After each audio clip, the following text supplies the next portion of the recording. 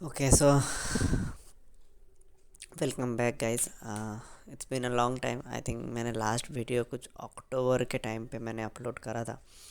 उसके बाद मैंने बहुत दिनों से कोई प्रॉपर वीडियो अपलोड किया नहीं है। अम, हुआ यूँ था कि अनफॉर्चुनेटली मेरे को तुरंत कहीं पे निकलना पड़ा था। जिस दिन मैंने साथ वीडियो रिकॉर्ड उसके 2-3 दिन बाद ही काम के सिलसिले में निकलना पड़ा था, और मैं बाहर था ऑलमोस्ट 40 डेज से। फिर घर पे आया, देन मेरे को बाहर कहीं पे काम पे जाना था, वो तो प्लान मुताबिक ही था। तो इस बीच में मैंने सोचा कम्युनिटी पे एक बार ही मैं लिख दूंगा, फिर लगा यार 4 सब्सक्राइबर ही है। किसी को क्या ही, शायद ज़्यादा फ़र्क पड़ेगा नहीं। बट हाँ, वो 4 लोगों को भी मैंने थोड़ा लेट डाउन करा है कि ऑल ऑफ अ सडन अगर 60 डेज़ में नहीं रहूँगा जहाँ पे मैं रेगुलर एक एनालिसिस मैं कर रहा था।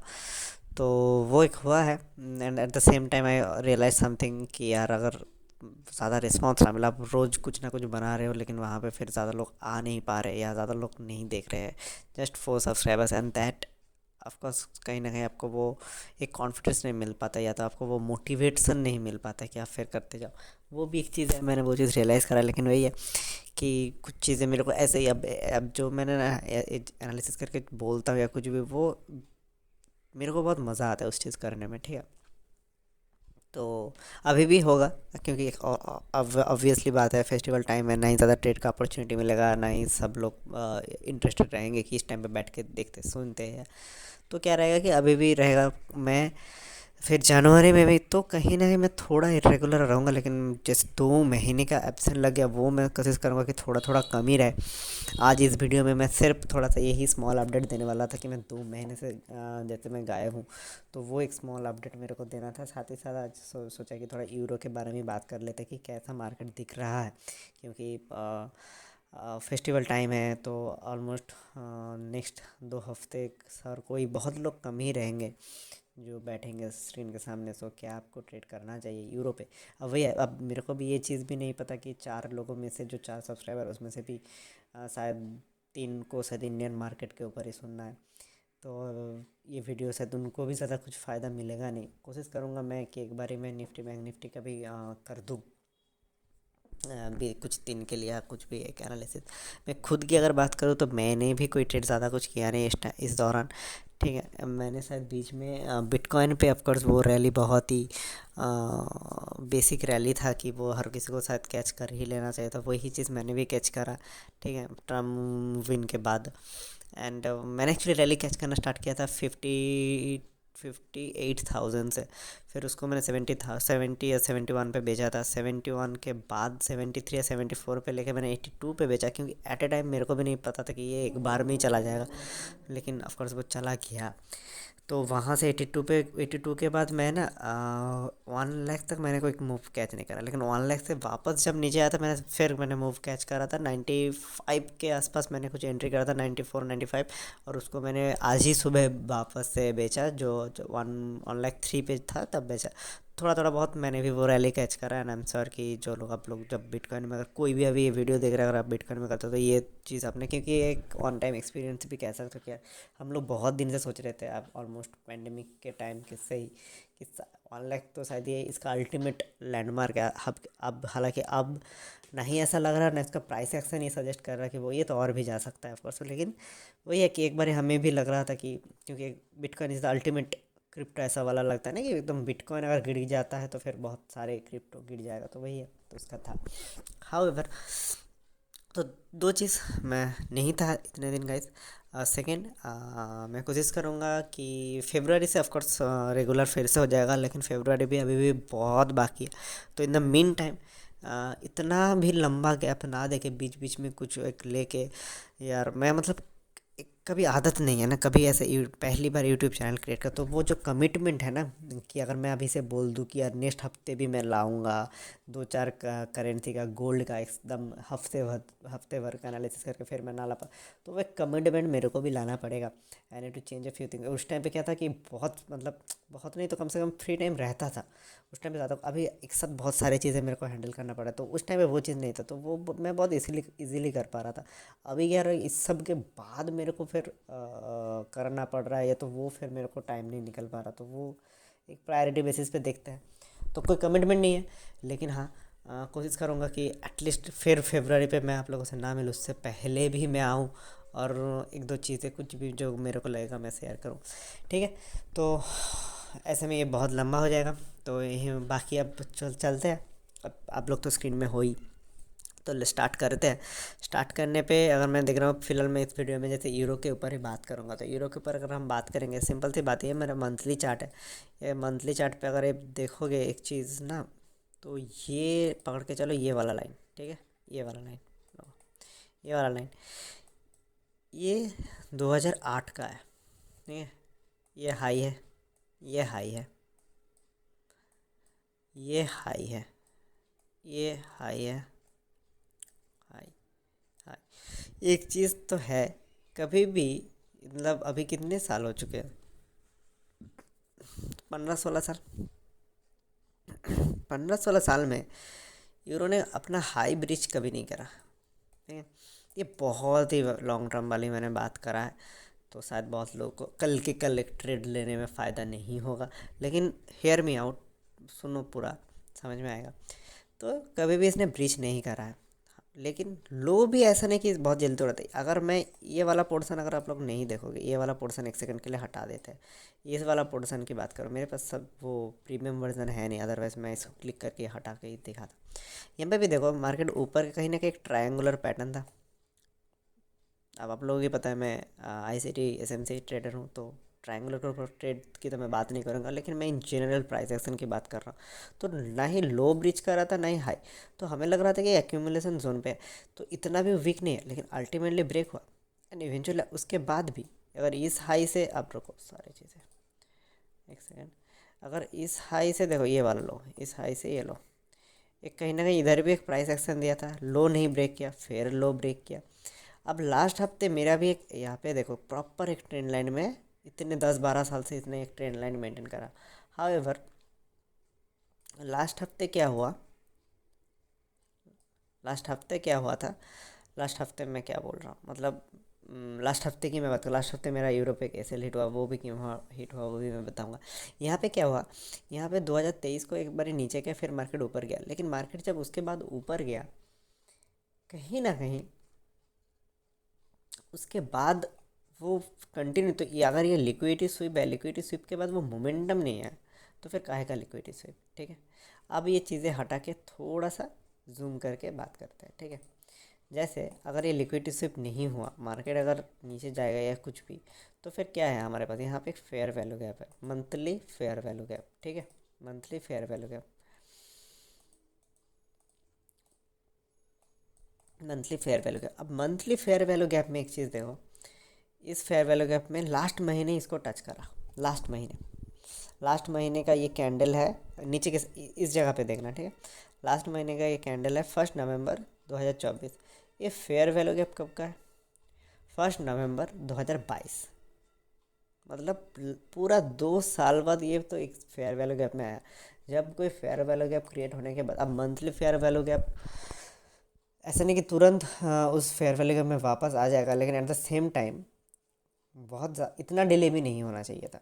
मतलब एक बेसिक थ्योरी क्या है फेयर वैल्यू गैप का, कि अगर कोई भी फेयर वैल्यू गैप आपका क्रिएट हो रहा है, क्योंकि फेयर वैल्यू गैप बहुत सही जगह पे क्रिएट हुआ था, क्यों, क्योंकि ये भी एक चीज़ हमें नोटिस करना पड़ेगा कि यहाँ पे क्या है, एक 3 कैंडल पैटर्न है, एक सेकेंड रुको, एक 3 कैंडल पैटर्न है, ये तीन, first candle, second candle, third candle.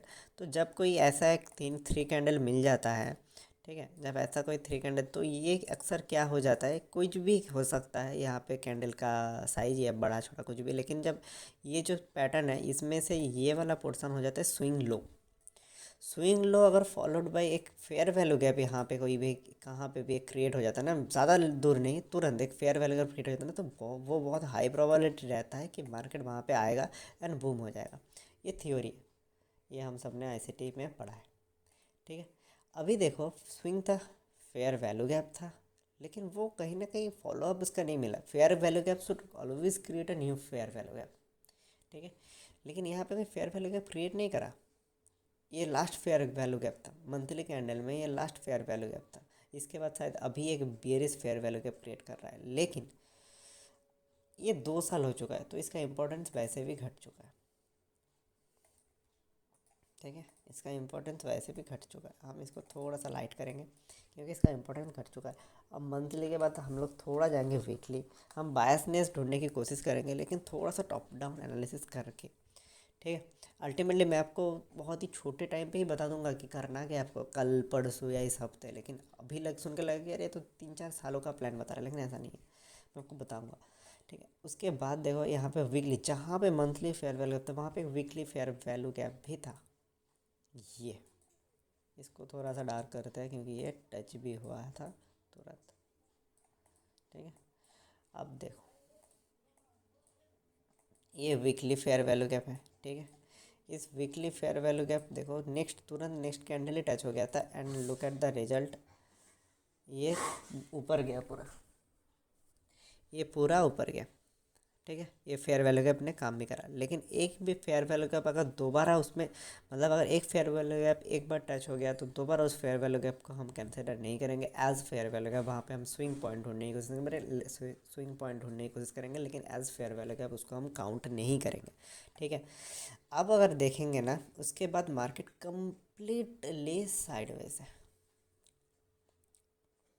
ये भी मैं दिखाता हूँ आप लोगों को एक चीज़, एक सेकेंड को थोड़ा सा डेली कैंडल पे चलते हैं। ठीक है। ये हो गया अपना डेली कैंडल, थोड़ा सा छोटा करते हैं इसको। ठीक है। डेली कैंडल पे ना, डेली के बाद नहीं, वीकली में एक चीज़ है, हमें स्विंग हाई लो मिल जा सकता है। स्विंग हाई एंड लो हमें मार्क करना पड़ेगा,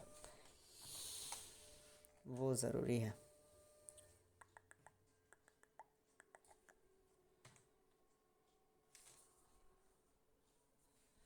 एक सेकेंड रुको, इस वाले पोर्शन पे हम आएंगे। पहले एक तो ये हो गया swing high.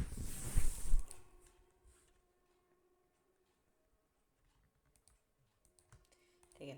Swing low actually में यही है स्विंग लो, लेकिन हम वो बाद में मार्क करेंगे, पहले हम थोड़ा सा डेली में वापस चलते हैं। ठीक है। डेली में अगर हम देखेंगे, ये था लास्ट हफ्ते का खेल। लास्ट हफ्ते का खेल मैं अब आपको बता रहा हूँ कि मैंने लॉस कहाँ पे किया। ठीक है। क्योंकि मेरा बायस था बुलिस। मैं तो खुला बता रहा हूँ कि मैं एकदम कहाँ, मैं आप लोगों को पता, अगर आप पहली बार देख रहे हो तो अलग बात है, अदरवाइज़ आप लोगों को पता होगी मैं जहाँ गलती करता हूँ मैं मान लेता हूँ कि भाई मेरे से गलती हुआ है, आप लोग रिपीट मत करना, या ये मेरा पार्ट ऑफ प्रोसेस था, इसमें मैंने ज़्यादा कुछ गलत किया नहीं। That is one of that, ये में मैंने ज़्यादा कुछ गलत करा नहीं था, लेकिन कुछ चीज़ें मेरे से मिस्टेक हो रहा है। पहला, मेरा सेटअप, मेरा प्रॉपर सेटअप नहीं था। यहाँ पे एक लिक्विड स्विप सुंदर आया है ना, यहाँ पे मस्त सा एक लिक्विड स्विप था, यहाँ पे एक मंथली फेयर वैल्यू गैप था, लेकिन मंथली फेयर वैल्यू गैप इतने दिन बाद नहीं, मतलब वो एक बहुत बेसिक चीज़ था, लेकिन जब मैंने ऑर्डर प्लेस करा उतना मैंने ध्यान नहीं दिया। वीकली फेयर वैल्यू गैप का तो काम ही नहीं है इधर। वीकली फेयर वैल्यू जो बहुत सही से उस टाइम पे काम करा था 2022 में, लेकिन अब उसका कोई काम नहीं है। Monthly fair value gap untouch था, लेकिन वो टच हुआ था यहाँ पे ना, वो यहाँ पे टच हुआ था। अब ये जब टच हो गया था, इसके बाद कहीं ना कहीं मार्केट एक मोमेंटम ट्राई कर रहा था। यहाँ पे अब क्या था, यहाँ पे एक स्विंग हाई था। ये जब क्रॉस करा था तो ये हो चुका था आपका चेंज ऑफ कैरेक्टर। ठीक है।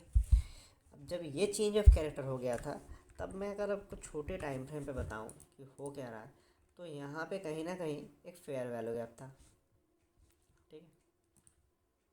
ये देखो यहाँ पे एक फेयर वैल्यू गैप था, बहुत ही छोटा फेयर वैल्यू गैप था। इतने छोटे फेयर वैल्यू में कैसे वैसे भी एंट्री नहीं करना होता है मैंने, लेकिन कहाँ पे किया कि यहाँ पे लिक्विडिटी स्वीप हो चुका है, यहाँ पे भी लिक्विडिटी ले लिया, चेंज ऑफ कैरेक्टर हो चुका है, तो ऑफकोर्स नीचे आएगा, फेयर वैल्यू गैप मिलेगा जाएगा। मतलब I was trying to find a fair value gap वहाँ पे, मतलब ज़बरदस्ती फेयर वैल्यू गैप ढूंढना होता है, क्योंकि ये बहुत ही बेसिक चीज़ है। Liquidity SVEEP, change of character, नीचे आएगा फिर, तो ये सेटअप है। सेटअप था, लेकिन क्लियर हाई प्रोबेबिलिटी कोई सेटअप था नहीं। स्पेशली मैं ये इससे पहले का जो पूरे जो साइडवेज मार्केट है वो मैंने कहीं ना कहीं मिस कर दिया। अब अगर आप देखोगे सिनारियो, तो ये है आपका स्विंग हाई। ठीक है। एंड ये है आपका स्विंग लो। अब इस स्विंग हाई और स्विंग लो में अगर आप लोग नोटिस करोगे, तो इतने छोटे, अब जब महीने के टाइम फ्रेम में कोई फेयर वैल्यू गैप नहीं था। लास्ट फेयर वैल्यू गैप 2022 में था, बोलिए। लास्ट में बेरिस फेयर वैल्यू जो अभी रिसेंट टाइम में क्रिएट हो रहा है, अभी भी कंप्लीट हुआ नहीं है। दिसंबर का कैंडल ख़त्म होने के बाद वो कंप्लीट होगा, तो अभी तक वो कंप्लीट नहीं हुआ है, ठीक है। तो उसके बाद 2 साल में कोई मंथली फेयर वैल्यू गैप था ही नहीं, ठीक है। अब जब वीकली में देखा जाए, हमें कुछ एक दो मिला या मिला नहीं। उसके बाद डेली में फिर एक दो मिला। फिर अब जब जितने छोटे टाइम फ्रेम पे चलते जाएंगे, आपको फेयर वैल्यू गैप बढ़ता जाएगा। जहाँ पे मंथली में शायद 0 था, वीकली में शायद 1 मिलेगा, वो डेली में शायद 2 मिलेगा। मैं एज एग्जांपल आपको कह रहा हूँ, एग्जैक्ट मैंने काउंट नहीं करा डेली या वीकली का। बट मेरा कहने का पॉइंट ये है कि जहाँ पे अब मंथली में कोई नहीं था, अगर आप 4 आवर पे कंपेयर करो, आपको बहुत फेयर वैल्यू गैप दिखेंगे, क्योंकि आप छोटे टाइम फ्रेम पे आ चुके हो। मैं मार्क अगर करूँ तो यहाँ पे एक फेयर वैल्यू गैप है, ठीक। यहाँ पे एक फेयर वैल्यू गैप है, ठीक। यहाँ पे एक फेयर वैल्यू गैप है, ठीक। एक में तो मैं ही फंसा था, है ना। फिर उसके बाद यहाँ पे फेयर वैल्यू गैप है। ऐसा आप कितने गुनते जाओगे, यहाँ पे एक फेयर वैल्यू गैप है, ये लो। तो इसका ये मतलब है कि जब मार्केट एक्सट्रीम साइडवेज में रहे, तो ना ही आपका कोई इंडिकेटर्स काम करता है, और ना ही ये फेयर वैल्यू गैप्स काम करता है। चाहे आप S in at the and क्या होता है, प्राइस अपने हिसाब से मूवमेंट करता है। सेटअप हर किसी का अलग अलग है। कोई बेसिक मूवमेंट जो नॉर्मल सपोर्ट रेजिस्टेंस इंडिकेटर्स है, उसके हिसाब से कोई ट्रेड करता है, उनको सही रिजल्ट मिलता है। किसी को ये जो ICT सेटअप्स है, किसी को ये चीज़ ज़्यादा सूट करता है ना। देयर आर डिफरेंट थिंग्स, जैसे YTC है, योर ट्रेडिंग कोच करके भी एक है। तो किसी को वो चीज़ें ज़्यादा सूट करता है, वो भी बेसिक प्राइस एक्शन के ऊपर है, बेटर थोड़ा सा डीप जाके है। तो मोटा मोटी कहना ये है कि सारे प्राइस एक्शन एक दूसरे से रिलेटेड ही है। आपको उस चीज़ के ऊपर काम करना है जिसको आप थोड़ा अंडरस्टैंड कर सकते हो, जिसको आप रिलेट कर सकते हो मार्केट के अंदर, कि आपको ये चीज़ कैसे, आपको पता है कि मार्केट जहाँ से मूव हो रहा है, चलो हाँ यहाँ पे सपोर्ट था, तो आप वो अंडरस्टैंड कर रहे हो उस हिसाब से, तो आपको उसी के ऊपर जाना चाहिए। मुझे ये जो स्मार्ट मनी कॉन्सेप्ट है, मेरे को ये चीज़ ज़्यादा, हालांकि ICT स्मार्ट मनी कॉन्सेप्ट का एक हिस्सा है, हालांकि वो बहुत बड़ा चीज़ है। मेरे को, मैं बहुत छोटे चीज़ में मैंने फोकस करा, उस चीज़ को मैं कोशिश कर रहा हूँ कि साल दर साल मैं उसी को मास्टर कर पाऊँ, ठीक है। तो यहाँ पे कहना ये है कि पूरा साइडवेज है ही। अब क्या पूरा साइडवेज में क्या, हमें इस पिछले कुछ ये 4 घंटे की अगर मैं बात करूँ, पिछले कुछ दिनों में, लाइक नवंबर के इस टाइम पे, क्या हमें कोई ट्रेंड नहीं मिल सकता था? मिल सकता था, लेकिन यहाँ पे कहाँ पे आप इंटरले तक, कहाँ पे अभी देखा जाएगा तो यहाँ पे एक अच्छा मूवमेंट है। लेकिन अच्छा मूवमेंट हम यहाँ पे कैसे कैप्चर कर पाते हैं? हमारे पास क्या सेटअप है? ऐसा कुछ नहीं। हाँ, यहाँ पे एक हो सकता था जहाँ पे मैंने उल्टा बाई ऑर्डर दिया था, यहाँ पे लिक्विडिटी स्विप के हिसाब से एक सेल ऑर्डर ट्राई किया जा सकता था, जिसमें हम थोड़ा बहुत एक क्विक स्कैल्प का टाइप का एक कैप्चर कर पाते। अदरवाइज़ तो यहाँ पे कुछ नहीं। और ये अगले 14 दिन आप पकड़ के चलो ऐसा ही रहेगा, ठीक है। आप यहाँ पे ना ही आप कोई फेयर वैल्यू गैप को काउंट कर सकते हो, ना ही आप किसी भी लिक्विडिटी स्विप, क्योंकि लिक्विडिटी ये जैसे अगर हमें यहाँ पे दिख रहा है ना एक स्विंग, तो यार ये भी तो स्वीप हो चुका है। ये कब हुआ है? ये 13 तारीख को ही हुआ है, लगभग 3 दिन पहले। तो यहाँ पे एक फेयर वैल्यू गैप है। इस फेयर वैल्यू गैप पे फिर ऊपर क्यों नहीं गया? यहाँ भी ऊपर जाना चाहिए। हम लोग ऐसे ही लग सकता है ना, यहाँ पे एक फेयर वैल्यू गैप है, यहाँ पे एक फेयर वैल्यू गैप है, इस फेयर वैल्यू गैप में ये ऊपर जा सकता है। ऊपर ये जाएगा तो जाएगा, लेकिन ये इस फेयर वैल्यू गैप की वजह से नहीं। क्यों? क्योंकि मैंने जस्ट थोड़ी देर पहले कहा कि एक फेयर वैल्यू गैप एक बार टच हो गया तो दूसरी बार आप उसको एज फेयर वैल्यू गैप के हिसाब से कंसिडर नहीं कर सकते। यहाँ पे एक स्विंग ज़रूर है, यहाँ पे एक स्विंग ज़रूर है, first candle, second candle, third candle. But ये जो सेटअप है, first candle, second candle, third candle, हालांकि फॉलोड बाय कोई फेयर वैल्यू गैप था नहीं, लेकिन यहाँ पे भी फॉलोड बाय कोई फेयर वैल्यू गैप है नहीं। यहाँ पे एक है, लेकिन अगर आप कोई इसमें करता तो उसका एसएल भी चला जाता। सेकंड कैंडल फर्स्ट कैंडल के नीचे है, मतलब यहाँ पे कोई फेयर वैल्यू गैप है नहीं। फर्स्ट ऑफ ऑल यहाँ पे कोई था नहीं, ठीक है। तो ये जो फेयर वैल्यू गैप है, ये कोई फेयर वैल्यू गैप क्रिएट नहीं करा। तो फिर इस मोमेंटम में पावर कहाँ है? और यही चीज़ आप लोगों को देखने को मिलेगा पिछले कुछ दिनों तक। अब ये जो है रिलेटिव इक्वल हाई से एक बार को ये जाएगा, यहाँ के भी लिक्विडिटी लेकर फिर ये नीचे आ जाएगा, नीचे जाएगा, यहाँ का लिक्विडिटी लेगा, फिर ऊपर आएगा। तो मैं एक करेंसी के ऊपर अभी फ़िलहाल एनालिसिस करा, ठीक है। एक करेंसी के ऊपर एनालिसिस करके मेरा कहने का जो मतलब था वो मैंने कहा आप लोगों से कि मैं लास्ट हफ्ते समझ गया ये चीज़, मेरे से जो गलती है वो भी मैं समझा, और मैंने एक टॉप डाउन एनालिसिस करके समझा कि अभी मार्केट का लिखा जोखा क्या है, स्पेशली इस करेंसी पे।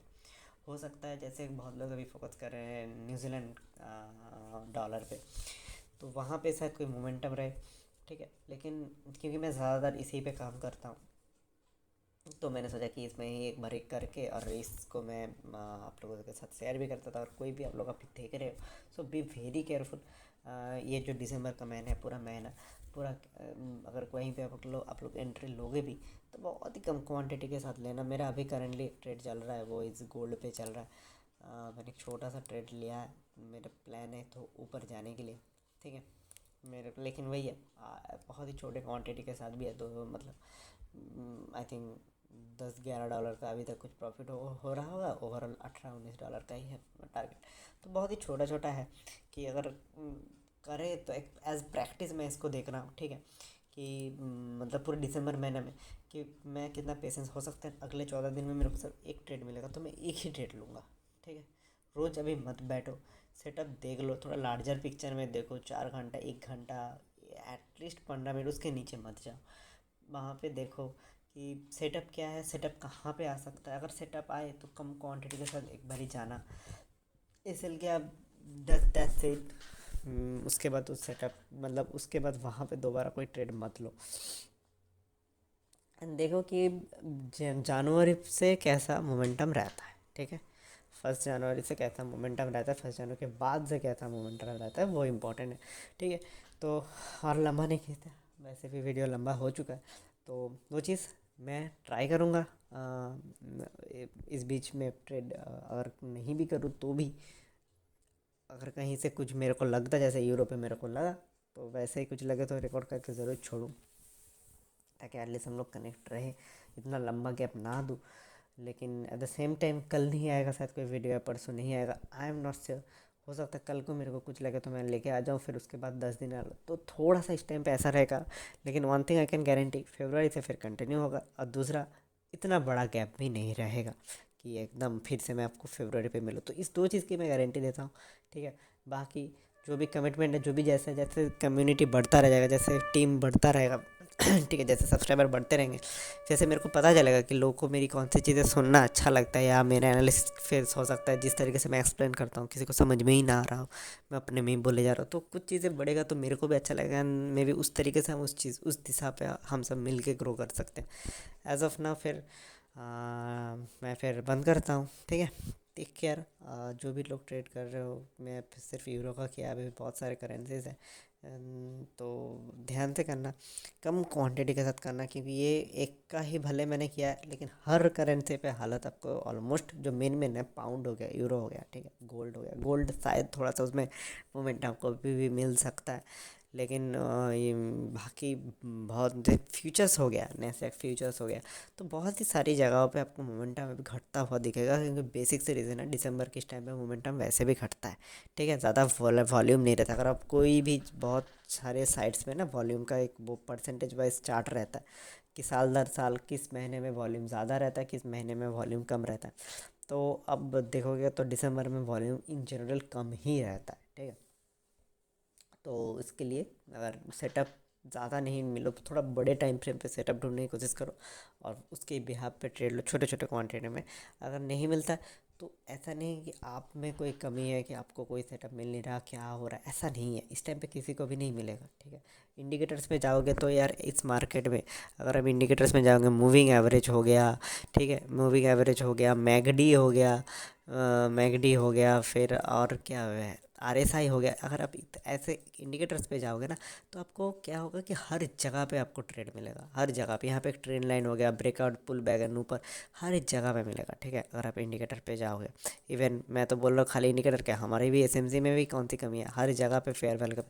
लेकिन this things will not work now, क्योंकि मार्केट कंप्लीट साइड से आंखों के सामने है। So don't be blind. कुछ चीज़ें मार्केट इंडिकेट कर ही रहा है तो एक्सेप्ट कर लो, ठीक है।